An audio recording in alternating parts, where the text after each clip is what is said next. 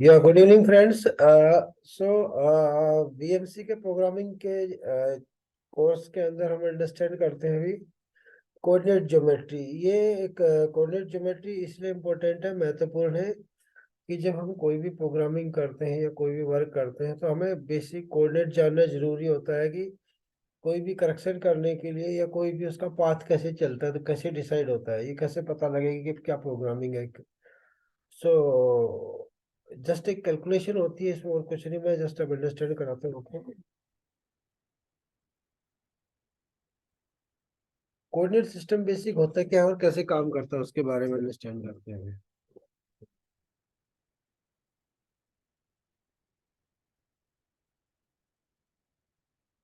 No is a mathematic as a system of coordinate. Coordinate system को ज्यादातर mathematic के नाम से जाना जाता है क्योंकि ये हम कैलकुलेशन का पॉइंट्स है। These principle are often listed under the heading such as the real number system and rectangular system. दो तरह के आपके सिस्टम होते हैं जिससे हमें कोऑर्डिनेट सिस्टम समझने के लिए हमें इनिशियली स्टार्ट की जरूरत होती है कि जो कोऑर्डिनेट सिस्टम समझेंगे तो उससे पहले हमें बेसिक चीज सीखनी पड़ेगी कि कहाँ से जनरेट हुआ, ये कैसे वर्क करता है। तो यहाँ पे एक ना है बोलते हैं जिसको हम रियल नंबर सिस्टम और एक rectangular coordinate system. Real number system ऐसी क्या होता है कि real number system understanding rectangular coordinate system coordinate is understanding of basic math, arithmetic, algebra and geometrical. तीन तरह के गणित होते हैं जिसको हम बोलते हैं अंकगणित, बीजीय गणित और त्रिकोणीय मिति। तो तीनों का मिला जुला के ये एक हमारा जिसको बोलते हैं real number.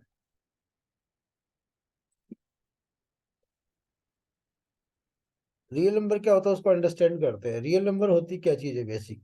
With in the real number system there are 10 available numbers. 10 number हमारे पास अवेलेबल होते हैं, 0 से 9 तक बोलते हैं जिसको। That can be use in any of following group, किसी भी ग्रुप में यूज कर सकते हैं। जैसे हम जीरो इंटीग्रल होता है, इंटीग्रल मतलब एक जीरो। उसके बाद ये पॉजिटिव इंटीग्रल होता है लाइक 1 2 + 3, जिसमें आपको साइन लगाने की जरूरत नहीं है, वो बेसिक वैल्यू ही की पॉजिटिव समझी जाती है। एक नेगेटिव इंटीग्रल होता है, नेगेटिव मतलब कोई भी वैल्यू हमारी माइनस में लिखी जाती है। जैसे टेम्परेचर माइनस में आ रहा है कोई, तो वो एक नंबर हो गया जिसको हम रियल नंबर बोलते हैं। -4, -381, -25, -77, जस्ट एक माइनस की वैल्यूज है विद माइनस के साइन के साथ।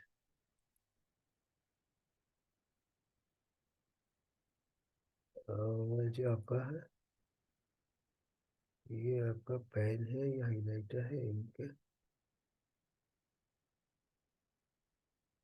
ओके, इसके साथ चलते हैं, पेन के साथ। ये माइनस साइन के साथ रिक्वायर्ड होता है। अगला होता है फ्रैक्शन वैल्यूज। फ्रैक्शन वैल्यू जिसको हम बोलते हैं आपको अनुपात, या हम ये बोल सकते हैं फ्रैक्शन को कि इंचज के value.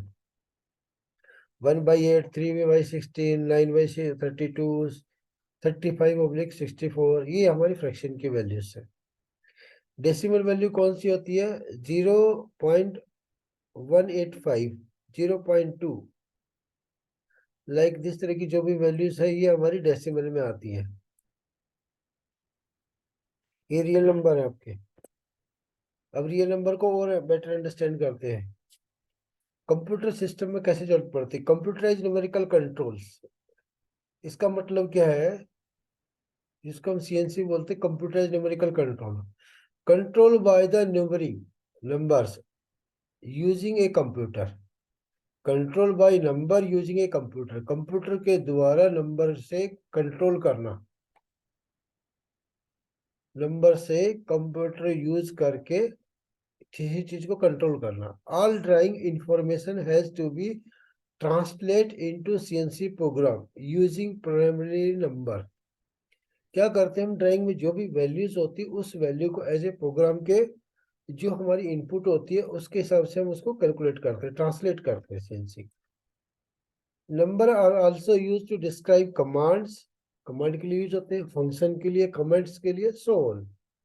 The mathematical concept of the real number system can be expressed graphically on a horizontal or vertical lines called the number scale, जिसको हम नंबर स्केल बोलते हैं, where all division have the same length like this.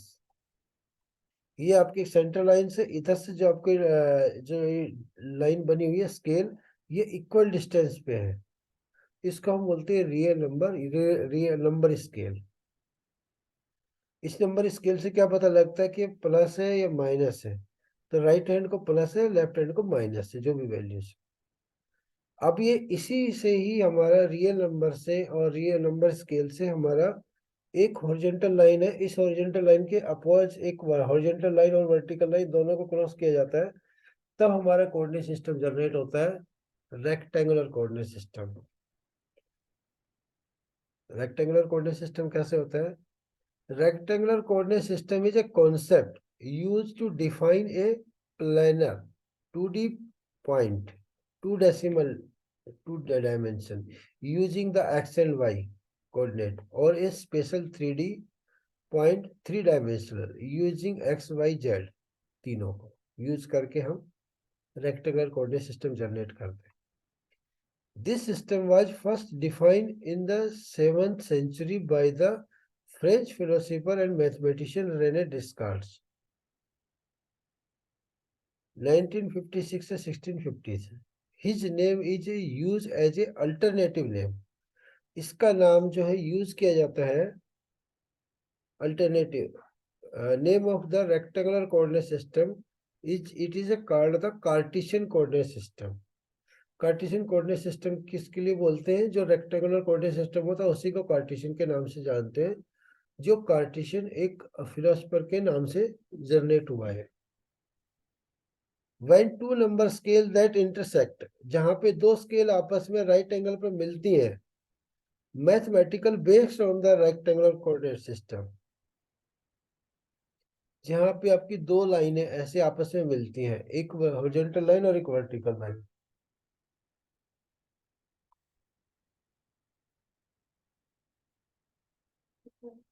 ये horizontal line है और एक vertical line है,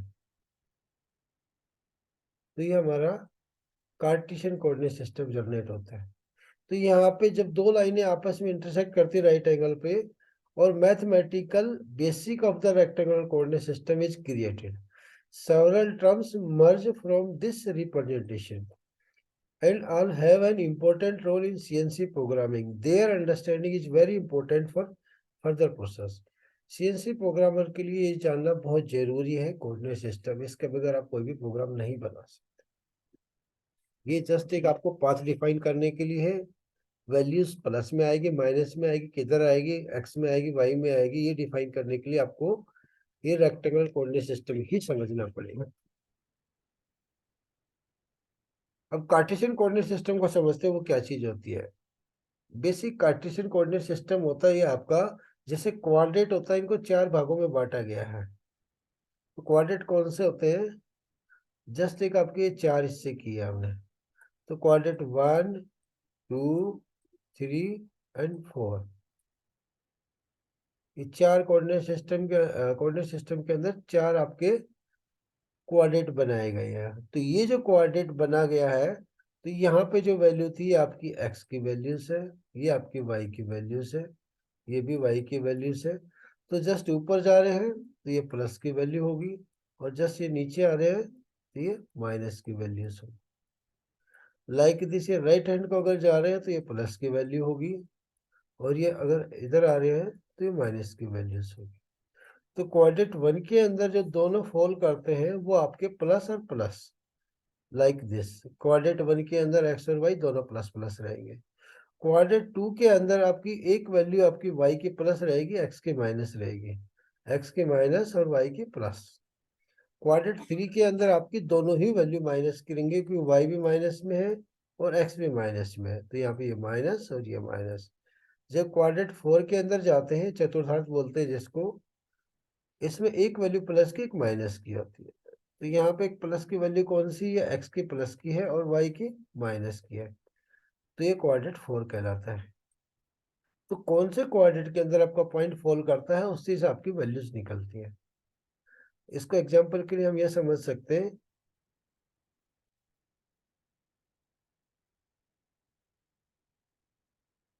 कैसे इसको अंडरस्टैंड करते हैं, मैं इसको मिटा देता हूँ, देन उसके बाद इसको अंडरस्टैंड करेंगे कैसे बना हुआ। तो जस्ट एक हमने ये वैल्यूज लगाई है, तो इसको जहां पे इंटरसेक्ट करेगी आपकी रियल नंबर स्केल जहां पे आपकी इंटरसेक्ट करेगी, वो आपका पॉइंट ओरिजिन बन जाता है रेक्टेंगुलर कोऑर्डिनेट सिस्टम के लिए, जहां से आपकी वैल्यूज दोनों आपकी मूव करती है। तो यहाँ पे जो वैल्यू मूव करती है, तो कैसे डायरेक्शन में मूव करेंगे, कैसे?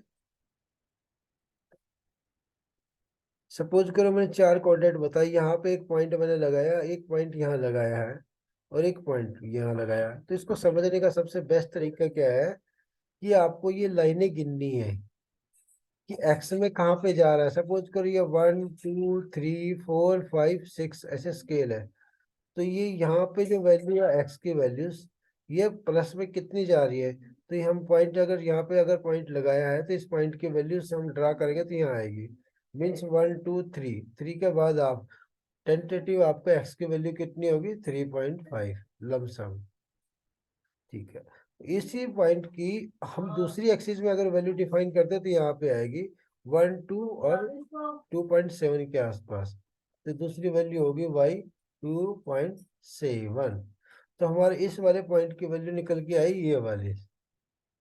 ये क्वाड्रेंट 1 के अंदर फॉल करता है, तो दोनों वैल्यू प्लस प्लस की रहेंगी। ये प्लस है, ये माइनस है, ये प्लस है आपका, ये माइनस है।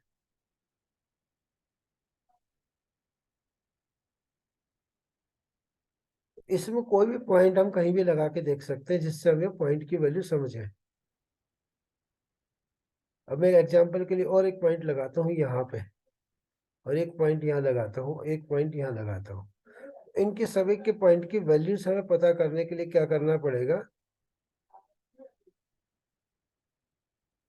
इस वाले पॉइंट की वैल्यू अगर हम देखते हैं, तो ये हमारी एक्स की वैल्यू है, एक्स की वैल्यू माइनस में, तो माइनस में कहाँ पे आ रही है, ये जस्ट क्यू पे आ रही है।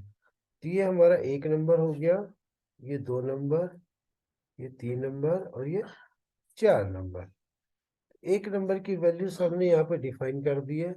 दूसरे नंबर की जो वैल्यू आएगी वो क्या आएगी, एक्स के अंदर ये जा रही है आपकी दूसरी लाइन पे मिल रही है, तो ये हमारी एक्स माइनस में 2.0। देन हम इसको वाई में कैलकुलेट करते हैं अपर साइड में, तो ये भी अपर साइड यहाँ से आ रही है, तो 1 और 2, 2 से नियर बाई 2 के आसपास है, तो वाई आपकी प्लस रहेगी 1.8 या 9 के आसपास लिख सकते हैं टेंटेटिव। अब बच्चा हमारा पॉइंट नंबर 3 है। 3 नंबर की वैल्यूज कैसे डिफाइन होगी, 3 नंबर की वैल्यू डिफाइन करने के लिए हमें ये वाला पॉइंट हमें मैच कराना है, और ये वाला यहाँ मैच कराना है। तो हमारा पहले एक्स माइनस के अंदर कितना जाएगा, 1 2 2 और 3 के बीच में है। 3 नंबर की वैल्यू से एक्स माइनस में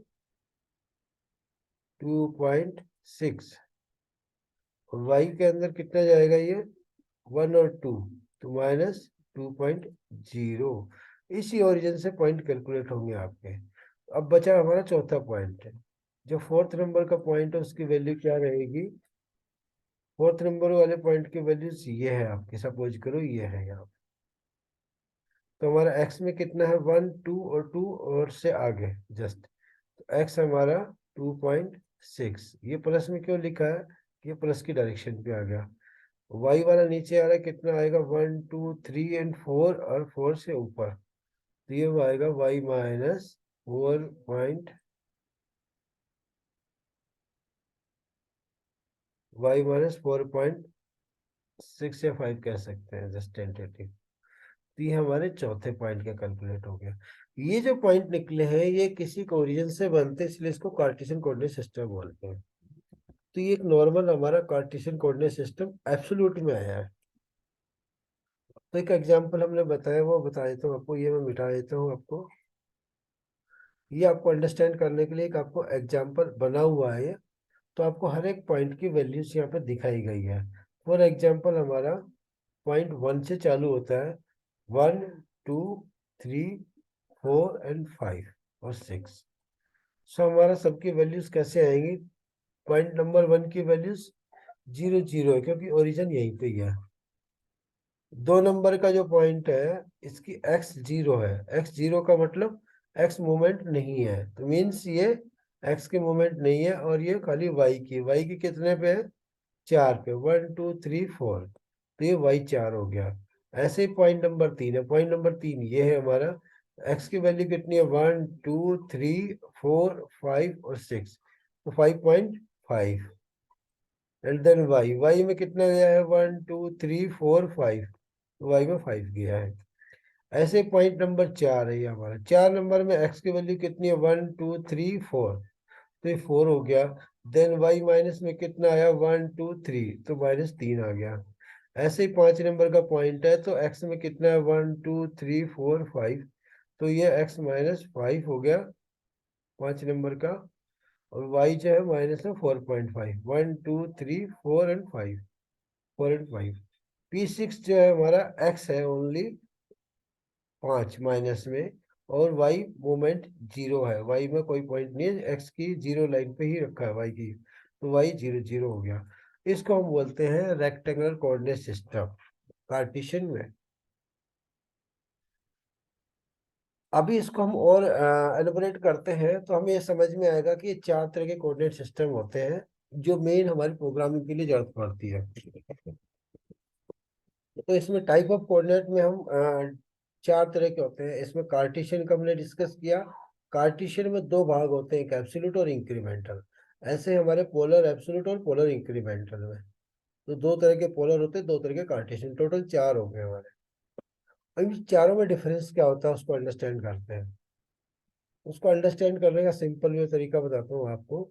पहले कोऑर्डिनेट सिस्टम समझने के लिए आपको ग्राफ यूज करना पड़ेगा, ग्राफ से आप बेहतर समझ सकते हो।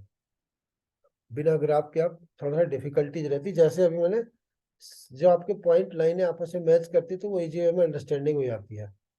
फॉर एग्जांपल यहाँ पे कार्टेशियन कोऑर्डिनेट सिस्टम समझने के लिए एक ग्राफ पे अगर हम लोग लाइनें आपस में मिलाएंगे तो लाइनें काउंट करके आप एग्जैक्ट उसकी पोजीशन समझ सकते हैं।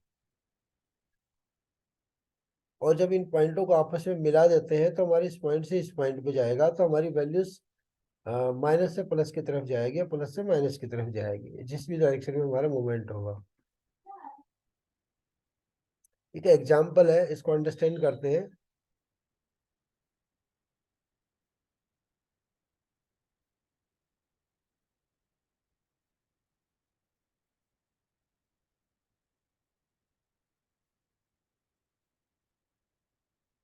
ये जो है, ये पॉइंट्स है, इनको अभी मत देखना, अभी मैं आपको वैसे बताता हूँ, समझाता हूँ, आपको अंडरस्टैंड होगा कैसे।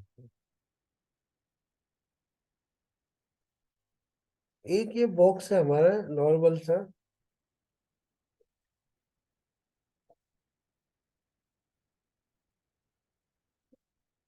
इस बॉक्स के अंदर ओरिजिन यहाँ पे क्रिएट किया गया है। इसका मतलब यहाँ की जो वैल्यू है वो जीरो जीरो रहेगी। 50/50 का स्क्वायर है, 50/50 का स्क्वायर है। जब हम इसके चारों पॉइंटों के कोऑर्डिनेट के पॉइंट की बात करेंगे तो हमें पहले ये अंडरस्टैंड करना पड़ेगा कि ये किस कोऑर्डिनेट में आता है। सबसे पहले तो ये मिक्सअप भी होता है, कॉमन भी हो सकता है। तो जब आपका किसी एक किनारे पे अगर ओरिजिन दिया है तो पूरा पार्ट आपका एक साइड शिफ्ट हो गया। शिफ्ट का मतलब एक तरफ आएगा, तो कोऑर्डिनेट सिस्टम कोई एक ही अप्लाई होगा उसमें से, कोऑर्डिनेट एक ही रहेगा उसमें। तो यहाँ पे जो पूरा कोऑर्डिनेट नजर आता है ये कोऑर्डिनेट वन के अंदर है। इसके अंदर दोनों वैल्यूज आपकी प्लस प्लस की रहेंगे। जब हम कार्टेशियन एब्सोल्यूट की बात करते हैं, लाइक दिस। अभी मैं आपको ये अंडरस्टैंड कराता हूँ तो एग्जांपल समझ में आएगा ये।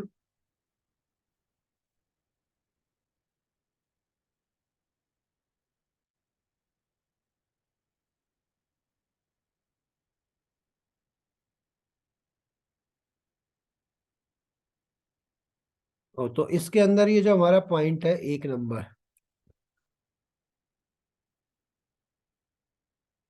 P0 जो है हमारा, ये जीरो जीरो रहेगा। मीन्स यहाँ से स्टार्ट वैल्यू है तो ये हमारा जीरो जीरो रहेगा। और जब हम इस पॉइंट जीरो से वन की तरफ मूव करेंगे तो हमारा ये मूवमेंट ऐसे होगा। इस मूवमेंट के अंदर हमारी ये एक्सिस मूव नहीं हो रही है। मीन्स ये एक्सिस कौन सी, वाई, तो वाई मूवमेंट नहीं हुई तो वाई जो हमारा स्टार्ट पॉइंट है और एंड पॉइंट सेम रहेगा। मीन्स बात करूं, और ये वाला जो है,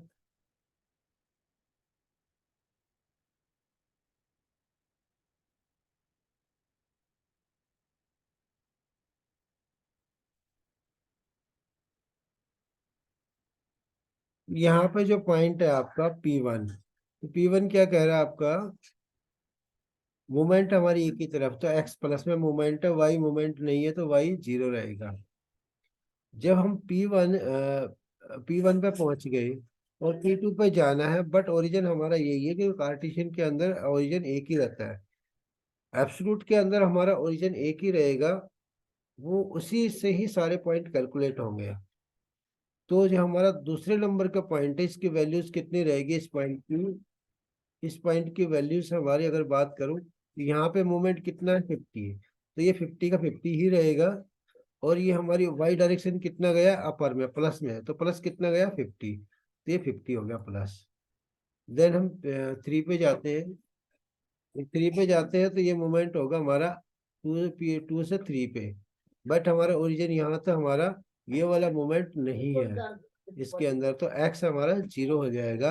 और वाई हमारा जो सेम P2 का है वही वाई हमारा P3 का रहेगा, तो जो वाई हमारा P2 का है वही P3 का रहेगा। अगेन जब इसको क्लोज करते हैं तो वापिस यहाँ आते हैं तो इसकी वैल्यू जीरो जीरो ही रहेगी। इसको बोलते हैं हम Cartesian absolute coordinate system. Absolute के बाद इसको अंडरस्टैंड करते हैं इंक्रीमेंटल में। इंक्रीमेंटल में बेसिक क्या चीज होती है, एब्सोल्यूट और इंक्रीमेंटल में क्या फर्क होता है। एब्सोल्यूट में आपका ओरिजिन एक ही रहता है, इंक्रीमेंटल के अंदर जो आपका प्रीवियस पॉइंट है वही ओरिजिन हो जाता है, मीन्स जहां से चल रहे हो वही आपका जीरो है। तो अभी इसको हम कार्टेशियन में और अंडरस्टैंड करते हैं, तो कार्टेशियन में अंडरस्टैंड करने के लिए हम एक बार इसको दोबारा से मैं इसको रेज कर देता हूँ, देन उसके बाद दूसरे बनाता हूँ, आपको अंडरस्टैंड होगा मैथ।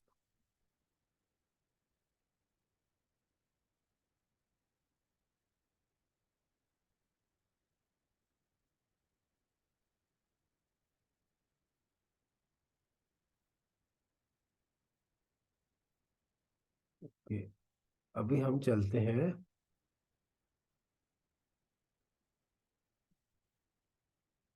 इंक्रीमेंटल में। तो इंक्रीमेंटल क्या होता है, कार्टेशियन इंक्रीमेंटल, इसमें क्या था हमारा, ओरिजिन हमारा एक बार स्टार्ट करने के लिए यही है, उसके बाद फिर ये जो हमारा जहां से चल रहा है वही इंक्रीमेंटल का ओरिजिन हो जाता है। सो लेट अंडरस्टैंड, P0 की वैल्यू सेम रहेगी क्योंकि जहां हम खड़े हैं वही जीरो जीरो है। उसके बाद हम P1 की जो वैल्यू चेक करते हैं, तो P वैल्यू की वैल्यूज हमारी, ये मूवमेंट है, ये मूवमेंट हमारी एक्स में कितना है, 50 mm, वाई में कोई मूवमेंट नहीं है तो x 50 and y zero. Then उसके बाद P2 पे जा रहे हो तो P1 इसका ओरिजिन हो गया, क्योंकि जो हमारा P1 के लिए P0 ओरिजिन था, सेम ऐसे ही P2 के लिए P1 ओरिजिन हो गया। तो हमारा ओनली मूवमेंट किस में है, ये इस डायरेक्शन में मूवमेंट है। ये डायरेक्शन कौन सी है, प्लस की है, तो ये डायरेक्शन कौन सी, वाई है, तो वाई 50 होगा और एक्स में कोई मूवमेंट नहीं है इधर इधर, तो एक्स होगा जीरो।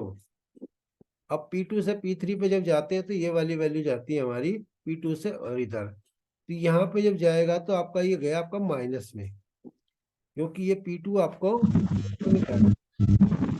एक्स माइनस में जाएंगे तो -50 and then y zero. Same P3 से जो P4 पे P0 पे जाएंगे तो क्लोज होगा, क्लोज करने के लिए हमारा क्या आएगा, ये वाई माइनस में आएगा, वाई -50 और एक्स जीरो जीरो। तो ये हो गया हमारा इंक्रीमेंटल, इसको बोलते हैं कार्टेशियन इंक्रीमेंटल कोऑर्डिनेट सिस्टम। तो ये दोनों ही हमारे यूज में आते हैं। आ, उसके बाद आता है पोलर। पोलर को अंडरस्टैंड करने से पहले इसके एक दो एग्जांपल और समझने पड़ेंगे, तब आपको कोऑर्डिनेट सिस्टम समझ में आएगा। तो इसको मैं अभी करता हूँ क्लियर,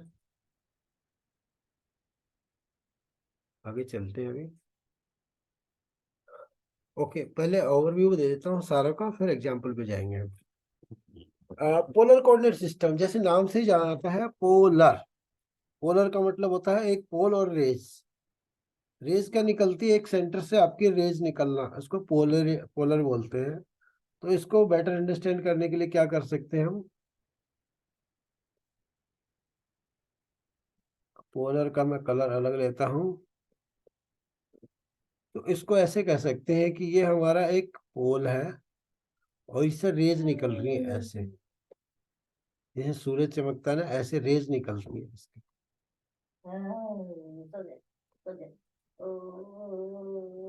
इसको बोलते हैं पोलर।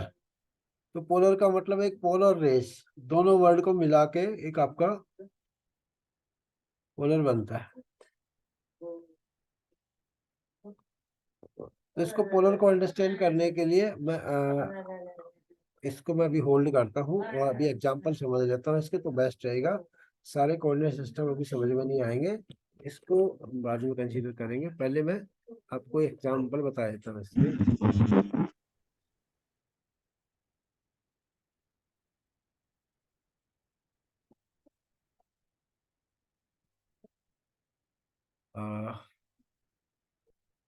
ओके, तो मैं एक दो एग्जांपल लेता हूँ तो आप और बेहतर तरीके से समझ पाएंगे इसको। एक आपका एक बॉक्स है लाइक दिस, इसका ओरिजिन अगर यहाँ बना है, इसके कोऑर्डिनेट कैसे आएंगे, हम बात करते हैं कार्टेशियन एब्सोल्यूट की। तो यहाँ पे हमारा सी और ए बोलते हैं कार्टेशियन एब्सोल्यूट को। इसकी जो वैल्यूज है मैं डायमेंशन ड्रॉ कर देता हूँ, फिर आप मेरे को एक एक करके बताना कि कौन सा प्लस है कि माइनस है। मैं भी आपसे पूछूंगा।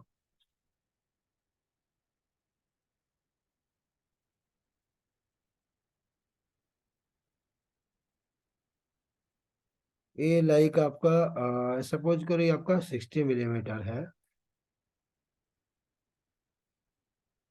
ये आपका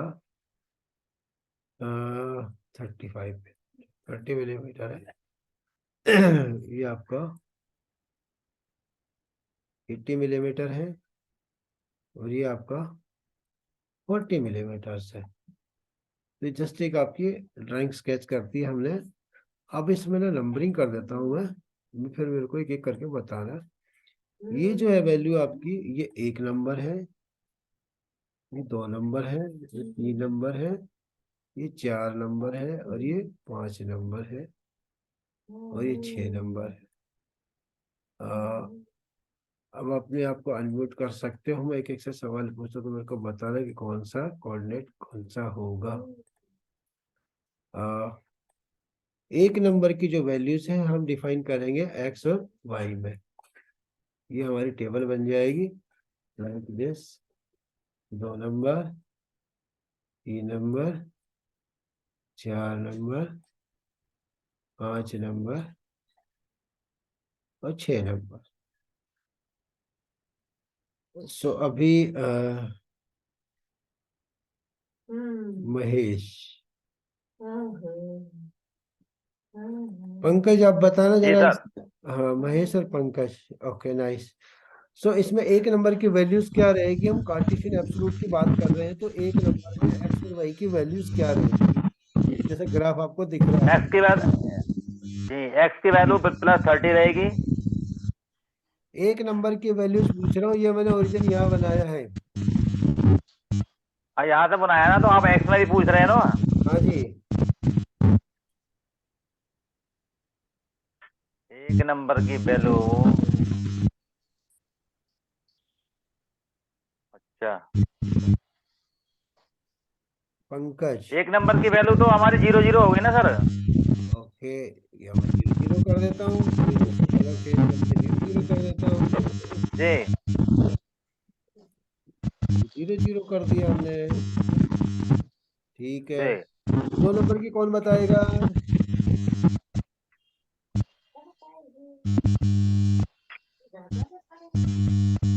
2 नंबर की वैल्यूज कौन बताएगा एक्स और वाई में।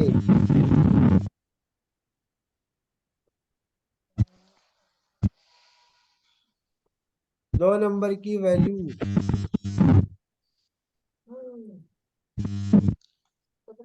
पंकज आपकी आवाज नहीं आ रही, आपकी गड़बड़ कर दी आपने। Sir 2 number. हाँ जी, तो मैं जानना चाह रहा हूँ आपको कुछ समझ में आया कि नहीं आया।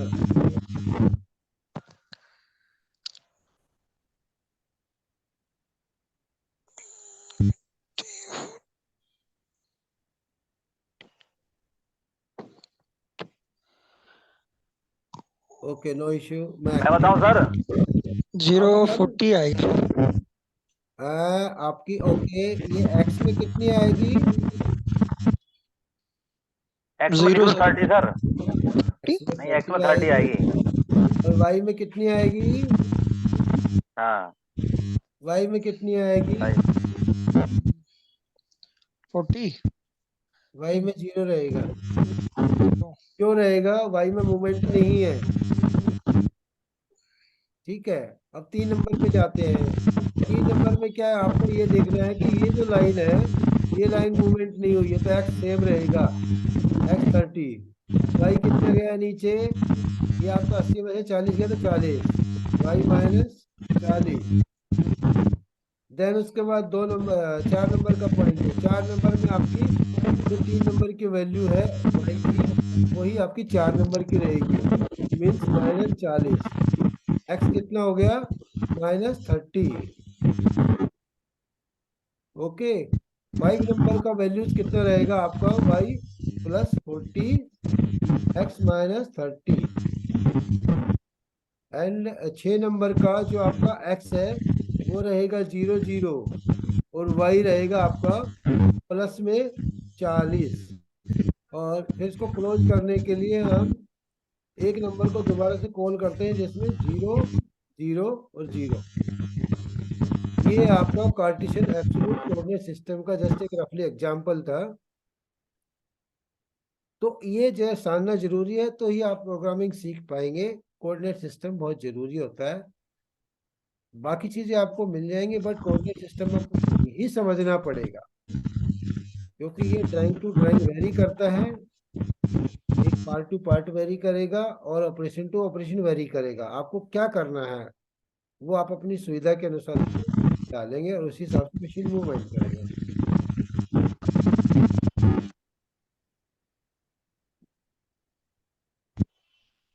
और आपका अभी जो मैंने बताया आज का, उसमें कोई सवाल है तो पूछ सकता है।